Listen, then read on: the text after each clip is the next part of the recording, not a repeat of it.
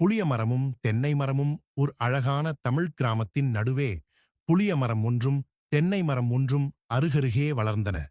தென்னை மரம் உயரமாக நேராக வளர்ந்திருந்தது. அதன் இலைகள் வானைத் தொடுவது போல் பெருமையுடன் அசைந்தன. அது தன் தலைக்கு மேல் உயரமான தேங்காய்களை தாங்கிக் கொண்டிருந்தது.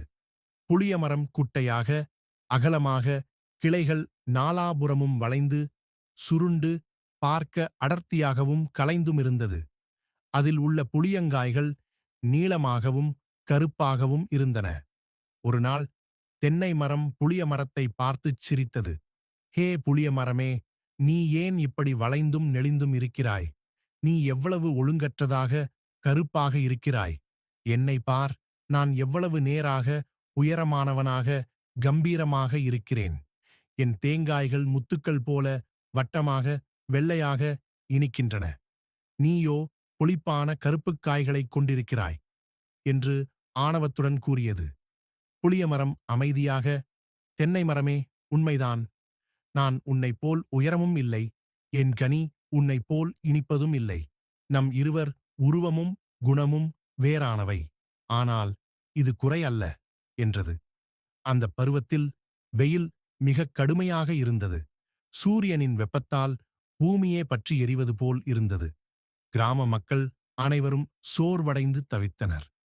தென்னை மரத்தின் அடியில் வெறும் நிழல்தான் இருந்தது. அதன் நேர்கோட்டு நிழல் அதிகமானவர்களுக்கு போதுமானதாக இல்லை. மேலும் அதன் உயரமான கிளைகளால் வெப்பத்தை தடுக்கும் அடர்த்தியான நிழலை அது தர முடியவில்லை.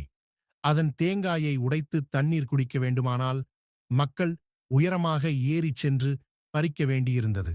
ஆனால் புளிய மரத்தின் அடியில் நிலைமை வேறு. அதன் அடர்த்தியான அகலமான கிளைகள் கிராம மக்கள் அனைவருக்கும் குளிர்ச்சியான அடர்த்தியான நிழலை வழங்கின. மக்கள் அதன் அடியில் குழுமி காற்றைச் சுவாசித்து இளைப்பாறினர். அதன் வளைந்த தண்டு வயதானவர்கள் சாய்ந்து ஓய்வெடுக்க வசதியாக இருந்தது. அதன் புளிப்பான காய்கள் சமையலில் புளிப்புச் சுவைக்காகவும் கோடைக்கால சூட்டை தணிக்கும் பானம் செய்யவும் பேருதவியாக இருந்தது. மேலும் அதன் இலைகள் கால்நடைகளுக்கு உணவாக பயன்பட்டன. அப்போது ஒரு கிழவி புளிய மரத்தின் அடியில் ஓய்வெடுத்துக் கொண்டே, இந்த புளிய மரத்தைப் பார், இது பார்க்க வளைந்து நெளிந்து இருந்தாலும் எவ்வளவு பயனுள்ளதாக இருக்கிறது. இந்த நிழல் இல்லாவிட்டால் இன்று எங்கள் நிலைமை என்னவாகியிருக்கும் என்றார். தென்னை மரம் இதைக் கேட்டது. அதன் கர்வம் உடைந்தது.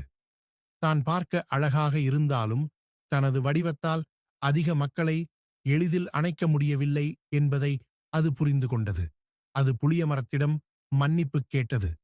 புளிய மரமே, நான் என் உயரத்தைப் பற்றி மிகவும் பெருமைப்பட்டேன். நாம் இருவரும் வித்தியாசமானவர்கள், ஆனால் ஒவ்வொருவருக்கும் ஒரு தனிப்பட்ட மதிப்பு இருக்கிறது என்பதை இப்போது புரிந்து கொண்டேன். நீ உன்னுடைய அடர்த்தியால் மற்றவர்களுக்கு உதவியிருக்கிறாய். நான் என் இனிமையால் மற்றவர்களுக்கு உதவியிருக்கிறேன். நாம் இருவரும் இந்த பூமிக்குத் தேவைதான் என்றது. அன்று முதல் தென்னை மரமும் புளிய மரமும் தங்களின் வித்தியாசமான வடிவங்களையும் குணங்களையும் மதித்து நட்புடன் வாழ்ந்தன.